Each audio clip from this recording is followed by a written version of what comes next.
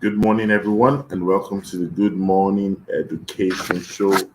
And we are live streaming from Lagos, Nigeria to West Africa, to Africa, and to the entire world. Such a pleasure to be here this morning on the Good Morning Education Show. Please, if you're joining us for the first time, do not hesitate to tell us and let us know your name, your location, where you're streaming from.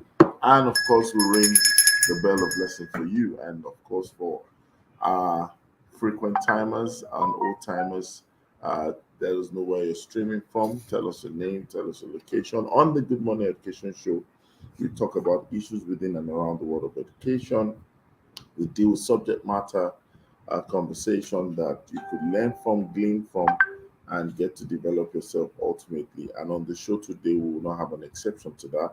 We have sometimes from time to time guest analysts who join me on the show and share their views about the subject matter of the day so that we have several perspectives as regards to the subject matter we're discussing. And we believe that on the show today, we will have guests, analysts on the show who will also share with us. I would like to encourage you to ask questions on the subject matter of the day and do not just stop at asking questions, but ensure that you also make your contributions. This is the Good Morning Education Show where we learn from one another and everyone has something to say. So please feel free to say something, join us on the show this morning, and we'll be glad that you did. The Good Morning Education Show runs from Mondays to Fridays, 8 a.m. to 9 a.m. West African time. And then we have the Good Morning Education Show Weekend Special, where sometimes we have live broadcasts and repeat broadcasts on Saturday and Sunday. Saturday is 9 a.m. to 10 a.m. West African time. However, on Sunday, it's 5 p.m. to 6 p.m. West African time. Please tell someone to tell someone about the show, and I believe that you're going to get a huge level of value um, on the show. Um, just make sure that you connect with us, and of course, we are going to have the best of time. So we're starting right now and starting right away. Today, yesterday, let me just remind you, those who were not here, let me just inform you. Yesterday, we had an interesting conversation on the Good Morning Education Show. We're talking about the power of data, and we had Rhoda Odigbo join us. We had Odushola Olumide, and we had a guest analyst, Light Chime. And this is several experts in the world of education and also in the world of business who spend time to just, look at the definition and the power and the place of data in our everyday lives and, of course, within the education world. And we discovered that data is something quite important and useful to everyone. In fact, I'm sure that you probably might have come across some statements online in recent times that speaks about data being the new oil. Some people have gone over also to begin to study on emerging careers out of the principles and the dynamics of data. I'm sure you would have heard of data analytics and data analysts. And of course, we know that this is just showing how the world is evolving, especially post the COVID pandemic shut down during 2020, I believe. And we were able to take a look at the fact that um, everyone uh, could easily get to see the depth and the cost, and sometimes the demand for development when we embrace data. Data is something you and I must not take must take advantage of and not take for granted.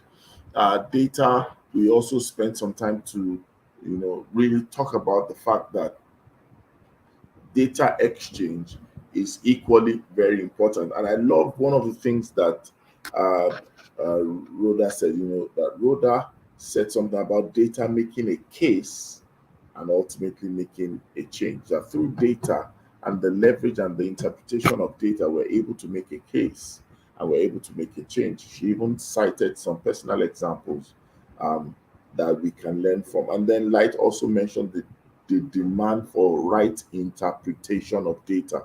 Because eventually, if we don't interpret data correctly, It talks about from the place of collection to the place of data mining, where it becomes useful information at all levels. We might also not get the best or the leverage of such data. So this is a shout out to our guest analysts who were here yesterday, and we really, really want to appreciate them for their fantastic reviews. And on the Good Morning Education show, we just keep having better sessions every time. And if you are getting to connect with us for the first time, I would like to tell you one of the philosophy that we have on the show. And it's a philosophy that's turned into a mantra. And we say it every time. We say it at the beginning, we say it during, and we always sign off at the end of the show with these words. It is always a great morning on the Good Morning Education show. And I like you to say it while you're there in your living room or in your place of work or your way to work. Just mumble it out or say it out loud if you please can't do that. Just say it's always a great morning on the Good Morning Education show. And today we have an interesting, yet another interesting conversation and subject matter. I will be talking today about getting summer's best. Getting summer's best. You know, summer means a lot to different people. Number one, summer is a period of the year. It's also a season within the seasons of the year or the calendar of the year. If you know about summer, obviously you know there's autumn, you know there's winter, and you know there's spring.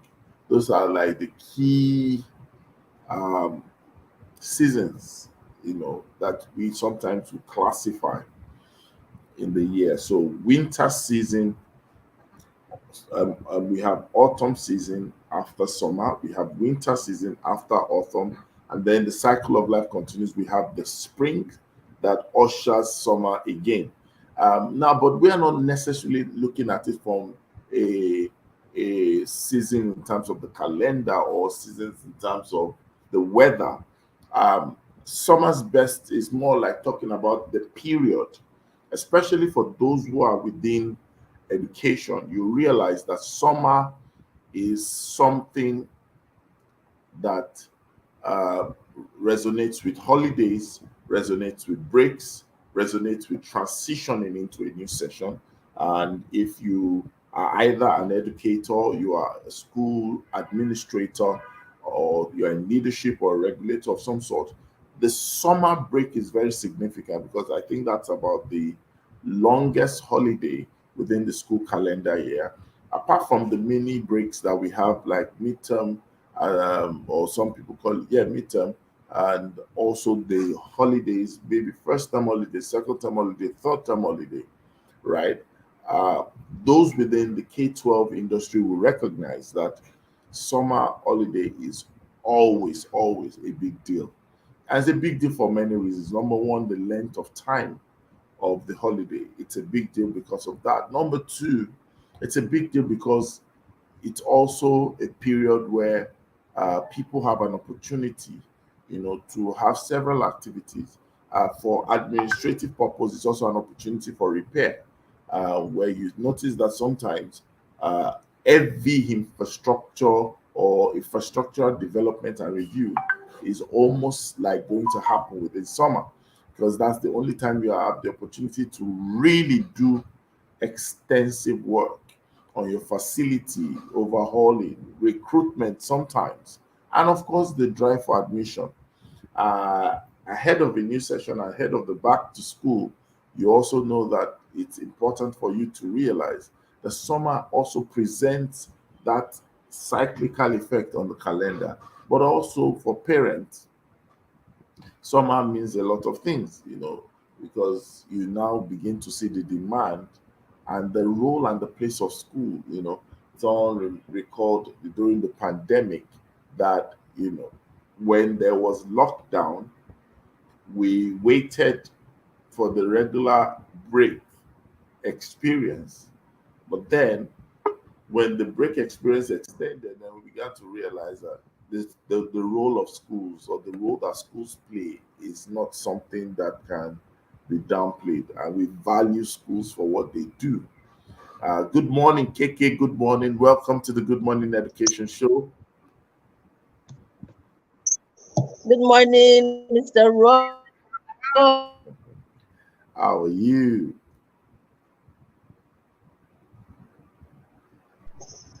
Good, Good morning. good It's to good have. to be here. Yeah, fantastic, fantastic. Yesterday we spent some time talking about the conversations over the weekend when we dealt with the power of data. Our topic yesterday was the power of data. So, Oh, we love it. so Rhoda and I were sharing with the public how we're rooting for you and Shubomi, and how you guys dealt with the subject matter at the conference on Sunday. Okay. know. I'll watch it. I'll watch it on YouTube. Yes. So today we're coming on the topic getting summer's best. And Mm, I was just doing an introduction that summer means a lot to different people. It's not just a season in terms of the weather. It's a period that means so many things to different people within the education space. It's a development period, it's an infrastructural review period, it's a rest period. It's so many things, and I know that you are you are the best person to tell us what is summer before we even talk about getting summer's best. What is summer and what is summer to you? Oh, and honestly, some of these things that you've mentioned is the same. It's the same for me. A period of rest, just resting, where possible, regrouping, taking a look and saying, "Oh, you know what?" Again, to draw on the data conversation you guys had yesterday, we've had a great year. We've had a not so good year. That's the academic year now, which runs September to August, and saying, okay, but moving forward, what are the things that we want to incorporate? What are the things we want to take away? And for me, summer, and that we started a little earlier, but then summer is a time where we begin to lay the groundwork and say, this is where we are, this is where we want to go. Who is going to go with us on this journey? So there's been a lot of review. And so that's what summer is to me. It's also a time of setting new direction. Beyond the old direction, and reviewing that, reflecting on it and saying, oh, what am I going to take from this thing that has passed? Is a time of setting new direction and saying, going forward, this is our goal, right? So we've already set a theme for us for the next year, you know, and that begins to drive our conversations, our thinking patterns, our activities. But that's for the organization. But for me as an individual, it's also a time where I actually review things and say, take a plan, because I know that the year gets away from us. As educators, we start out and we think, oh, it's a slow year, and then suddenly it's not. So it's also a time for me to plan. Some mistakes that I made last year, for example, was not setting actual timelines and saying, oh, I'm going to do this around this period. So I'm getting more specific right now with my planning, because I realize that if I don't, then all these other things I want to be a part of, sometimes I find it difficult to be part of that, and I would love to. So yeah, so that's what summaries. And then finally, I know you want to get me off the mic, Rotimi. For parents as well, and I'm also a parent, right? So reviewing choices for the children, reflecting on the past choices, having a conversation with the children, because they're going into a totally new year, and just getting them ready for that, so that they're just not, and it's much more than cognitive, right? It's also emotional, social, and all of those things that I also get the children ready for. So yes, let me hand over the mic now. Thank you so much. Welcome, Derry and Derry Sola. Welcome to the show. Good morning. Good morning. How are you doing? I, Good I like morning. I like this post Dubai Dairy. And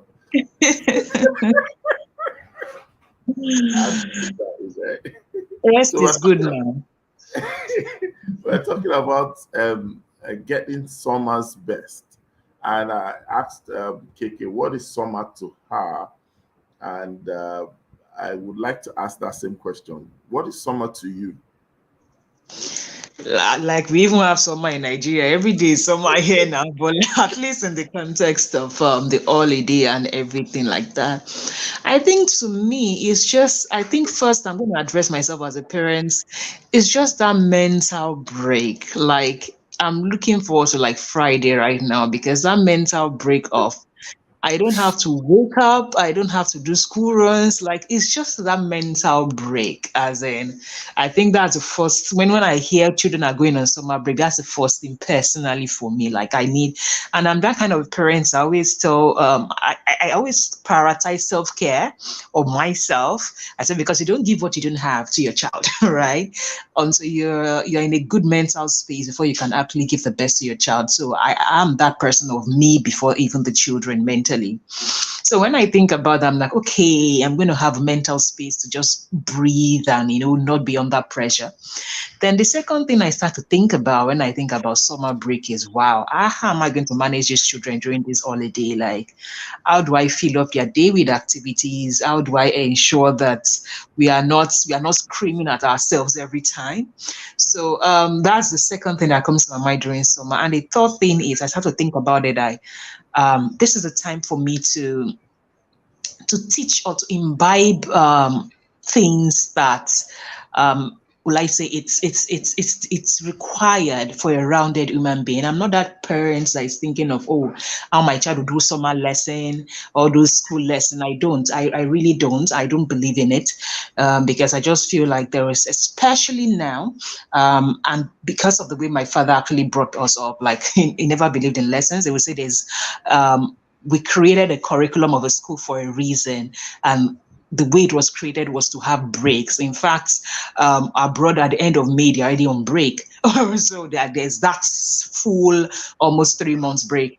So I'm not a believer and I was raised and I turned out fine that way to be a rounded human being without all those school lessons. So for me, it's always like, okay, now that we are on this break, how do I teach my child the important things about life? Like how do I bring together that, will I say, values that I want in them? How do I make them? Because typically during a school day, you probably have just 4 hours after they come back from school to do all those things. So during the holiday for me, that is the time I will now say, oh, let's sit down together. After we pray Zuhr in the afternoon, we must read this Quran. And it's pretty difficult because it's not maybe during the school this thing you probably are reading in just 1 minute and you're standing up. So that is how like I think about the holiday. Like I want to put every other thing that the school does not allow me do with the children. I want to like do it with them and teach them life skills. So I start to think about, okay, what are my children's lacking in terms of because like for every child is different. Like I have a son who is extremely like brilliant, very creative, but lacks that consistency. Let me put it that way. Because of his creativity, if he does something once, he has a breakthrough. If you want him to repeat it, he will say, after I already know it. So I start to think about how do I build, and the way things are in life, no matter how brilliant you are, if you don't lack consistency, you won't get to the top. So I start to think about things that how do I teach consistency without actually saying you need to be consistent. So I start to think about life skills, soft skills that I can teach that child by giving them activity. And of course, you have to teach them how to be responsible humans. When you have a boy that's like men just typically come with that natural, like, okay, somebody has to clean up after me. So during the holiday, I start to say, oh, you must pick up your shirt in the morning, you must wash it, even if I have a washing machine. So I pack all those things into my holiday for the children, not necessarily the regular, how do I improve that art skill coding? They will catch up with it. For me right now, I think my focus, probably because of where my children are, is to teach them important things about life and soft skills so they can start building their art skills later. So that is what summer means to me. Fantastic. Thank you so much. I love the first point you raised, which was the mental the mental break. So it's just like the song we normally sing when we used to be in secondary school. Is it primary school? I can't remember now. When they say holiday is coming. Ugochi, welcome. Ugochi Obidiku, welcome to the show. Good morning. Good morning, Mr. TV. Welcome. Morning. I need to ring the bell of blessing for you. Thank you for joining. You're welcome, sir. Yes, so talking about getting summer's best, and we've had a very good introduction, and I'd like to really hear uh, further on that. Let's even go back to the issue: why do people not make or get the best out of summer? I'm going to ask KK for feedback on that. Why do you think a lot of people don't get the best from summer?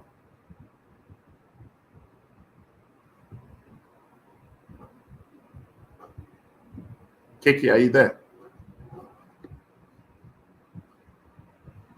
Hello? Hi. You were asking, I thought you were asking our darling sexy chief.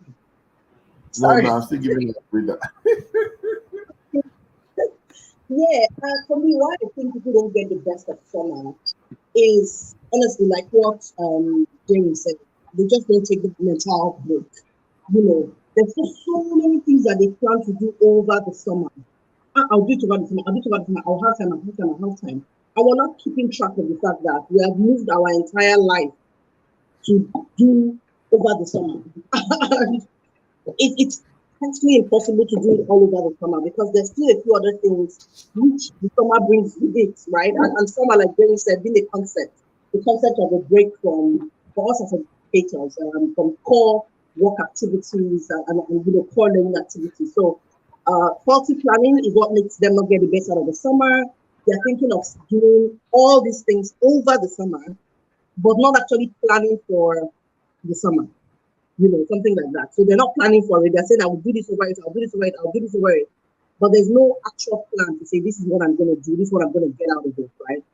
So that for me is one of the reasons why I think people don't get the best out of it. I mean, for me, that's why I haven't gotten the best out of it in some years, because I'm saying to myself, I will do this at that time, and then things happen, life happens, and I'm just unable to even do half of what I plan to do. But there's all these other things waiting for me. Yeah, thank you.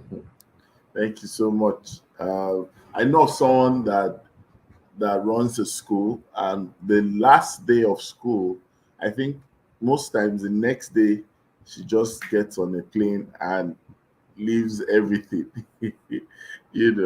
That just tells you that it's important for people to have mental breaks, even physical breaks. As the case may be. And let's take that question to Safety Chick, as Safety Chick is here. Ugochi, I'd like to ask you. Yes, I know that the truth of the matter is, and Darren also pointed out that fact that a lot of things are there for people to learn. But sometimes she just decides, you know what, take everything out in perspective and design our own kind of reality. Now, being a safety conscious person, I'd like you to speak to this area in getting the best out of summer. Knowing fully well that now children will be at home, students will be more at home than the normal periods when they're at school, and there's a possibility that the focus or supervision will come into question. I'd like you to take that view. How do we get the best, especially for the students?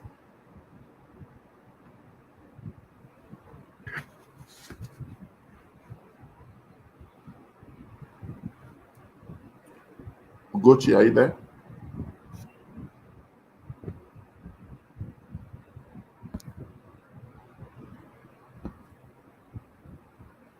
Gochi?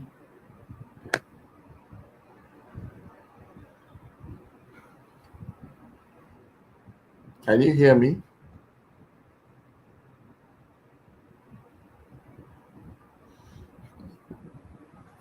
But can anybody hear me though?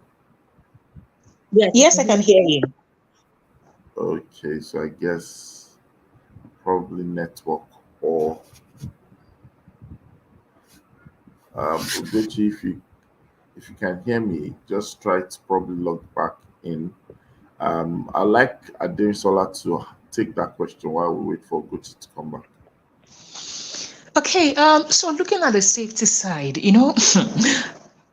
children, sometimes I always feel like um, it's simply God that is helping someone, because when I think about the number of things that could happen in one day, just like, what am I even saying, one day? In 30 minutes, in 1 minute, the things that could go wrong. I'm just like, every morning I said, you know what, Lord, don't shame me as a mother, because the truth is, no matter what you do, they would just do what they need to do. But that doesn't even take away from the fact that you need to like put things in place. So for me, I feel like the best thing you can do as a parent is to actually educate the child. I would remember every holiday, like for my children, I would sit them down. Maybe I want to probably get something on the street, and I have a 9 and a 7-year-old. I will tell them, you know what? In case there's a fire in the house, I won't just say, if you go near that gas, I will nearly kill you. No, all this kind of stuff. Like what? Like, accidents happen in a minute.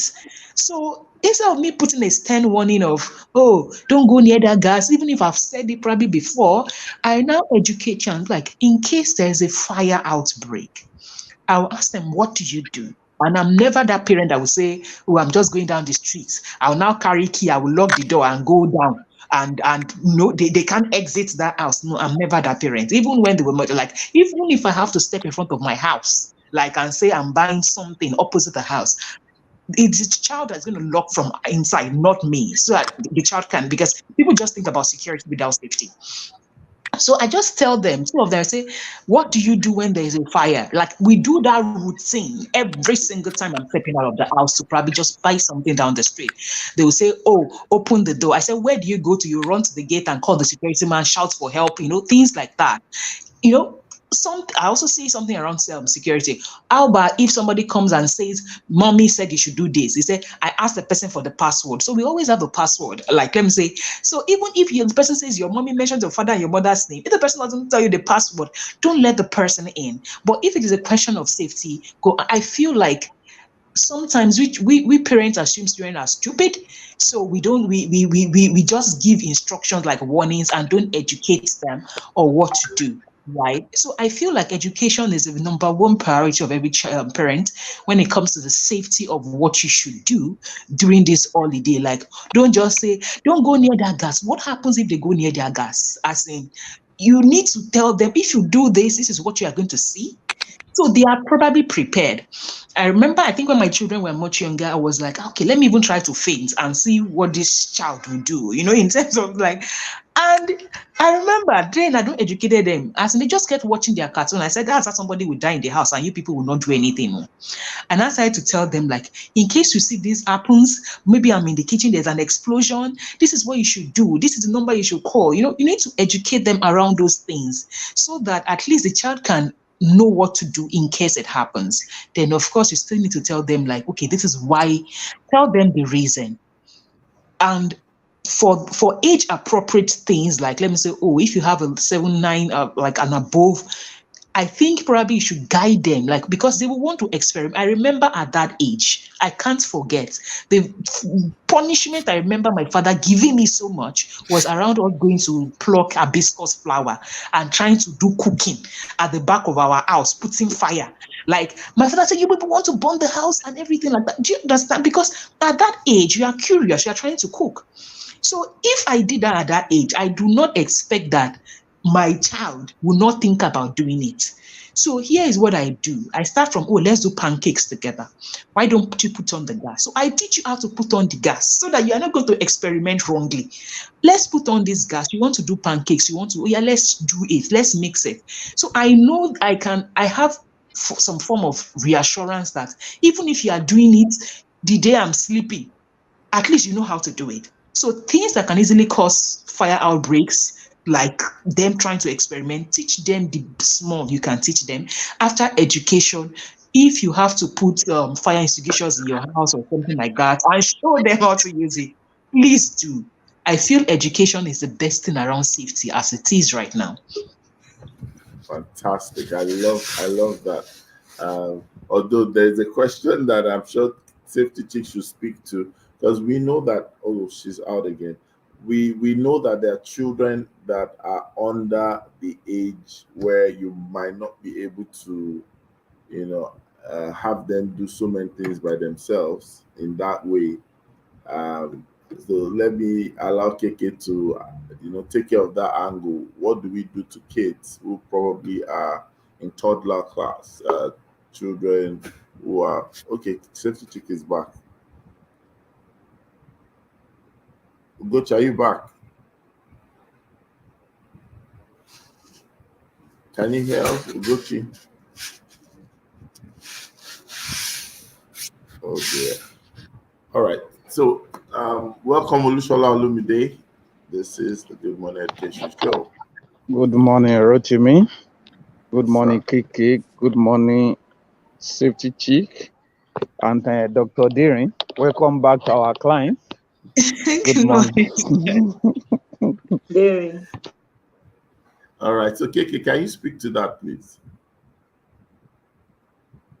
That's true for toddlers. The reality is just like Jerry said. So let me use myself as an example. When I had my first child, she wanted to know everything. You're in the kitchen, she's there with you. You touch something, she wants to touch it because they're creatures of, they're just absorbing everything from their environment and they want to become you. you know. I'm cooking, she wants to cook, she's coming close to the gas cooker. I'm like, no, go back, hot, no, don't touch me.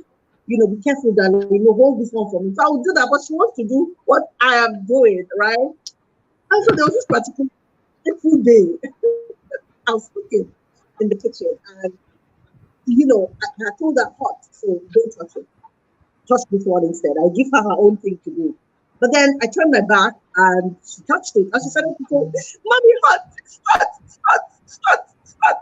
And she ran to me because she had touched me with the gas cooker, which was warm to touch at that time. And she started to hot, hot, hot, hot. So I just took her hand, put it under the tap, and then hugged her and told her, yes, hot. That's why Mommy says, don't touch this one, touch this one. So experiential learning, to be honest, cannot be taken away at any age, right? It's just that we need to say to ourselves, what is this experiential learning? Which is honestly why, even though we're talking about the summer, the schools need to be a bit more creative in the way that they teach. When you're teaching something hot, take the children outside and say hot. Put maybe a hot plate outside and have them touch it and let them understand what hot is, right? Because if we are giving this toddlers the words for that age, they don't really mean anything. So much as we must ensure that we have the safety frameworks around them at home and in school, but we need to make it really experiential so that they understand it. There's certain things I can't expect my toddler. She was less than 2 at this time. She was a baby, So there are certain things that I can't expect her to do, but I kept having conversations with her, communicating with her. And then there's the role of an adult. Our children at a certain age, honestly, they need an adult. If you can't be there and the nanny you have at home is maybe more concerned with the housework, because when you come home as a parent or as her madam or her oga, what you're going to see is that, why is my house dirty? Forgetting the fact that you're taking care of your children. Then please take your child and put them in a summer school where you know that the school is different from the school, right? I say to parents, I said, if you have a nanny one and she's supposed to take care of your children and the house, you're not going to come back and see that the children are looking at you, right? But the house. Hello? Okay. We can hear you. Okay, so I heard somebody say something, so I was wondering if somebody wants something. So yeah, so that's what I would say. Be sure what you want your nanny to focus on. If you are the one that is able to, economic situations allow you to be able to be at home, then be at home, be present, right? Safety is a big deal. But if children don't fully understand what safety means, not just telling them the words and expecting them to understand it, assuming that they will, then we may keep having safety incidents in the house. Right. And I'll end this with this. We had to, when my children were much younger, we had to put a lock over the washing machine because they would crawl inside during hide and seek. And I've heard children who have crawled inside and got stuck inside. Right. So what my husband and it was very tough to be honest, right? What we had to do was we had to buy a lock. There was a funny contraption that we had to have to make sure that we locked it, and we were intentional about it. right? And then we had a door where the washing machine was. Why would we not shut it? Because when the children are playing hide and seek, you can't really determine where they hide. So let's child-proof our home. Let's go around, go on all fours, be the height of a toddler, and see what exactly you need to take away or bring in to ensure that that environment is safe. I'm waiting. I hope I didn't over-answer the question. Yes, I love that. I like the fact that you're able to bring out that principle of the fact that children are sometimes at a stage where they just want to absorb and take in a lot of things that they see in the atmosphere. Fantastic. So if you're just joining us, this is the Good Morning Education Show, and we are talking about getting summer's best. And I want to direct the next question to Olushola Olumide. Olushola Olumide, this question is for you. And we know that during summer there are several activities and all that. What do you think should be the priority, for educators? Let's start with teachers and general educators.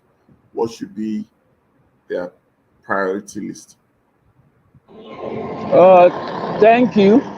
KK, thank you for that submission. As KK was talking, I was thinking, is it possible to help us glean what KK just said, just that aspect alone, and we'll send it everywhere to parents? Whether the nanny should take care of the home or take care of your children.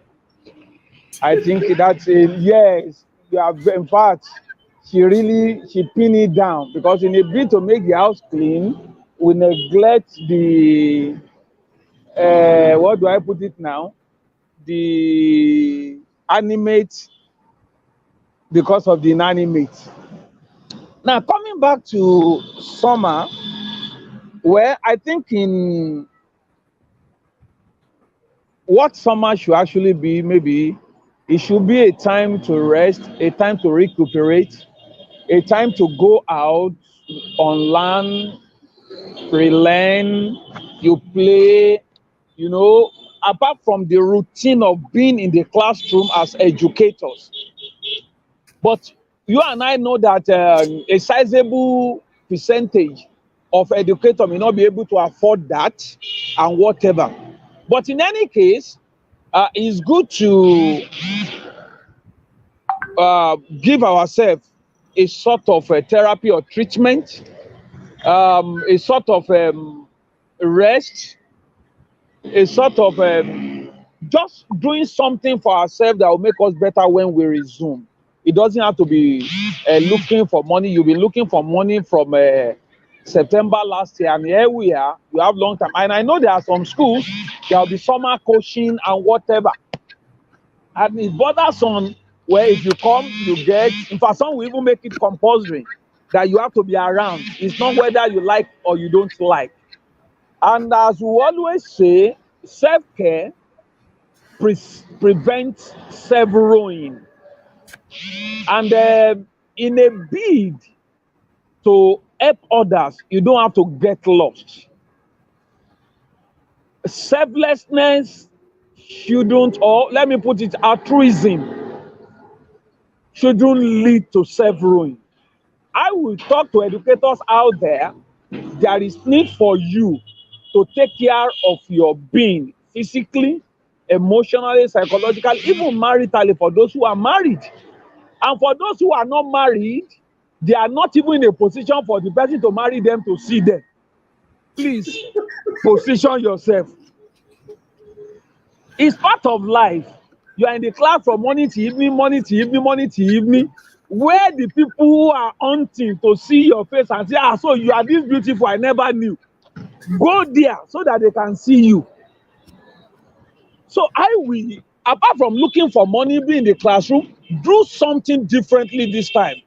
Take care of yourself, pamper yourself, get to a point where you are better off when you went on vacation or when the school went on vacation. By the time you resume in September, a brand new self is appearing. You'll be able to give better. You'll be able to do better. And of course, use this opportunity to also learn other soft skills you don't have. You want to have multiple streams of income? Use this opportunity to arm yourself, to learn, so that you will upskill, you will retool and be better. Then you can do something in addition to the teaching you are doing that will fetch you more money come the new session. I would say use this time to fortify yourself so that you can be a better person when school resumes. Or else, year in, year out, that teacher or that educator will not leave a spot. It's counting years, but it's not adding value. And it's one of the reasons why some of them are stuck with job of 12,000 per month, 15,000 per month, and they appear to be helpless.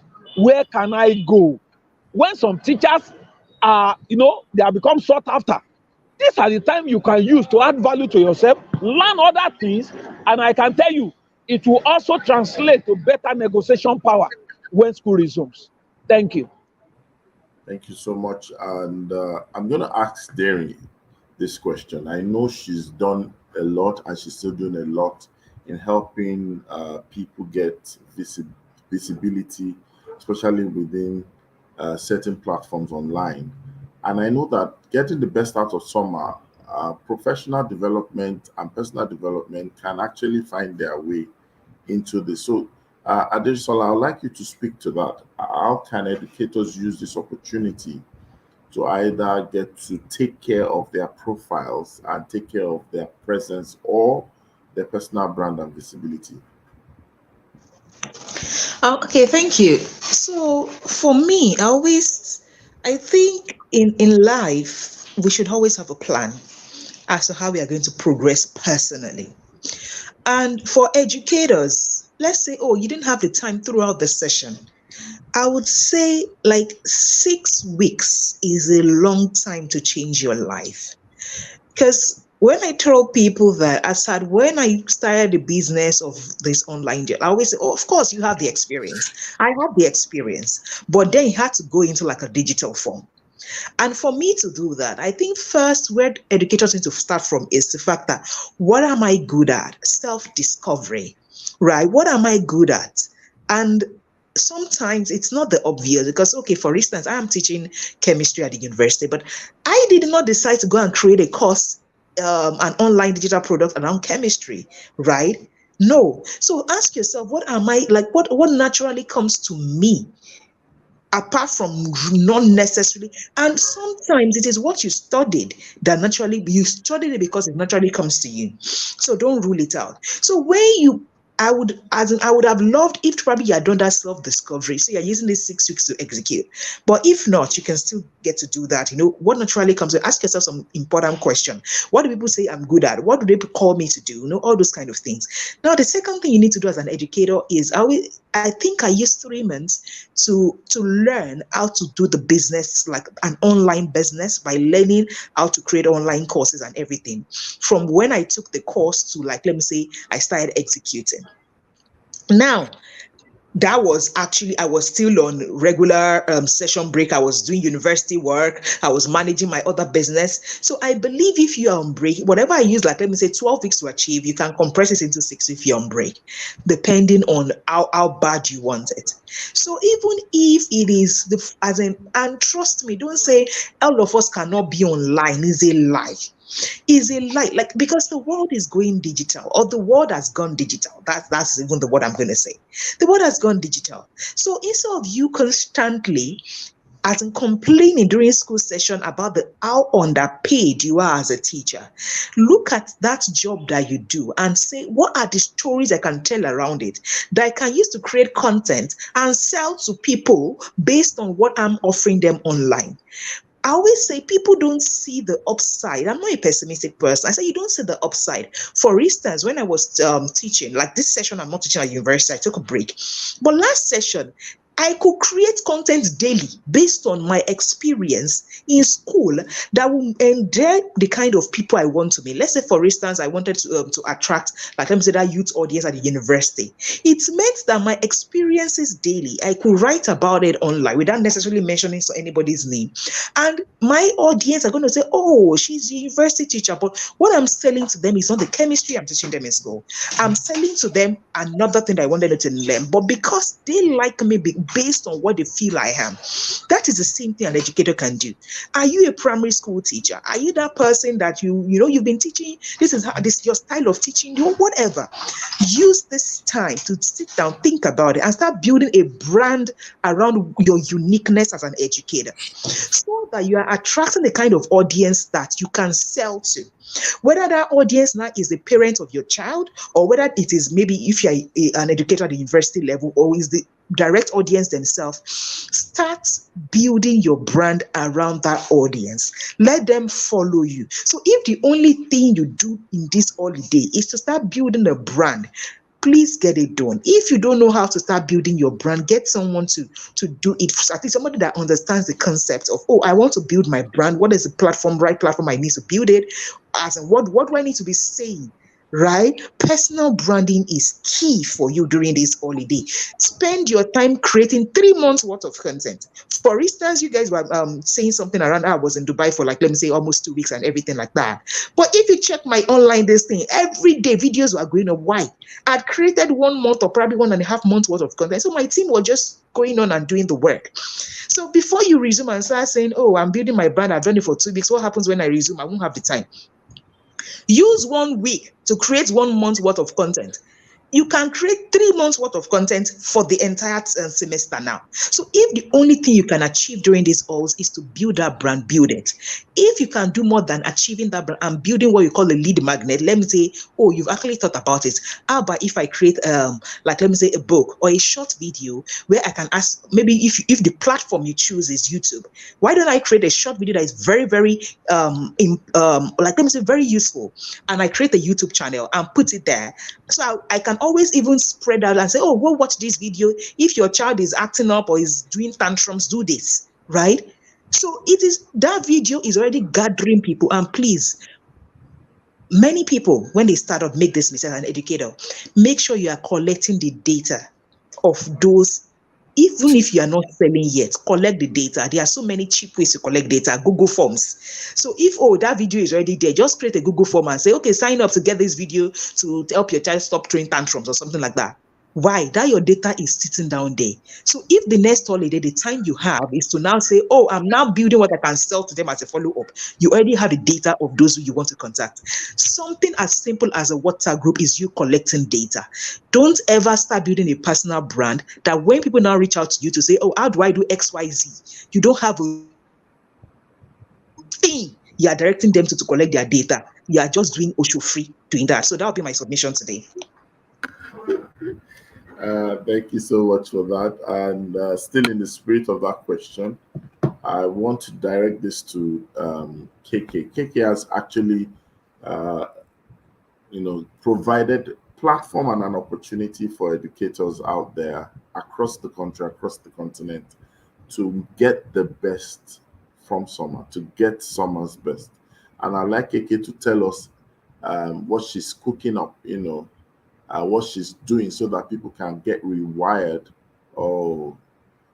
She's thrown up. Okay, she's back.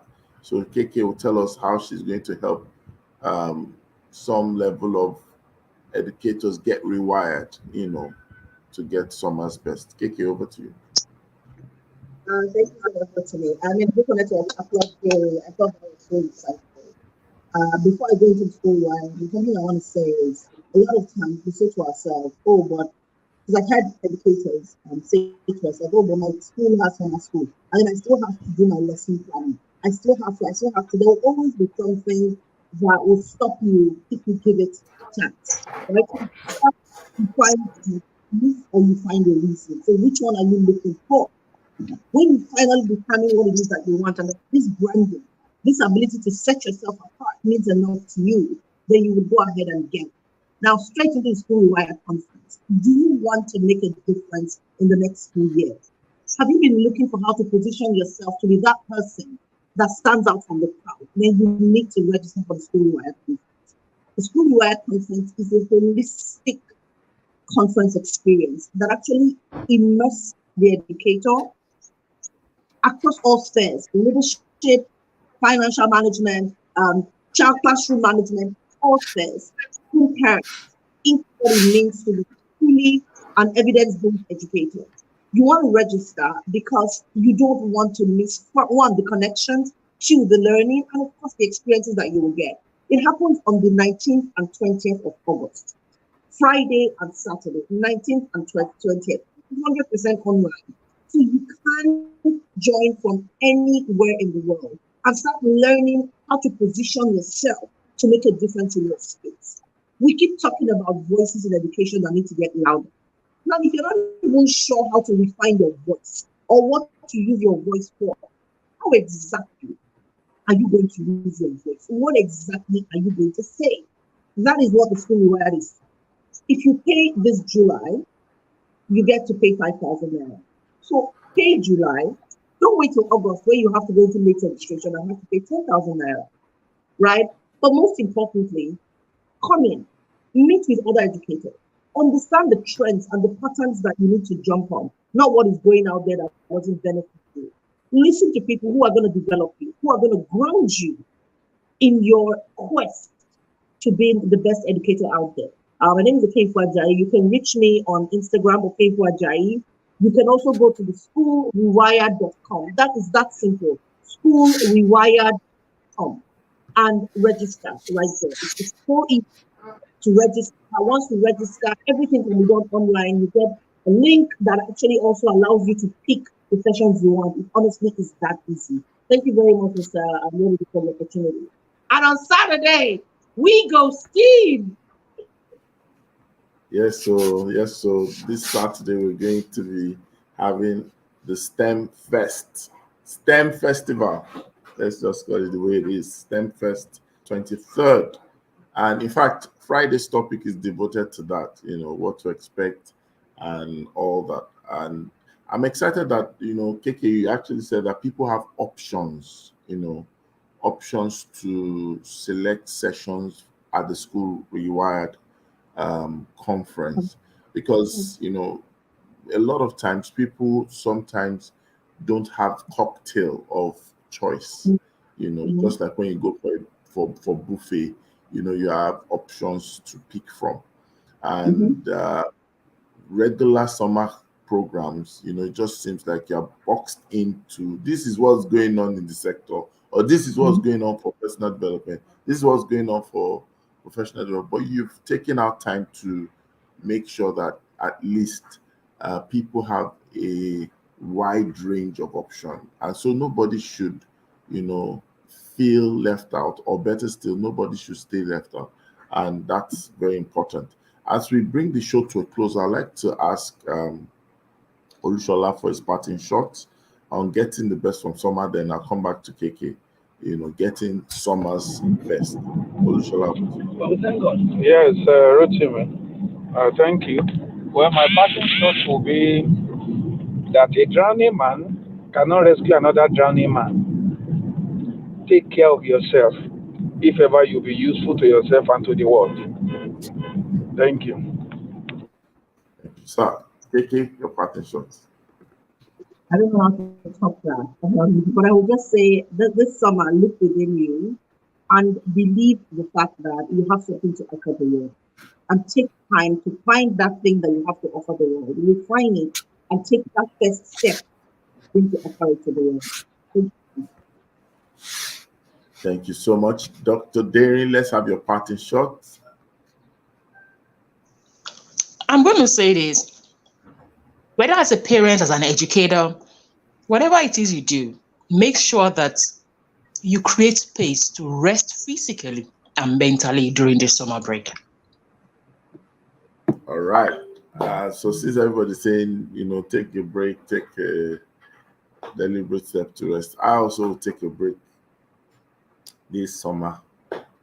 I hope that everybody does that as well.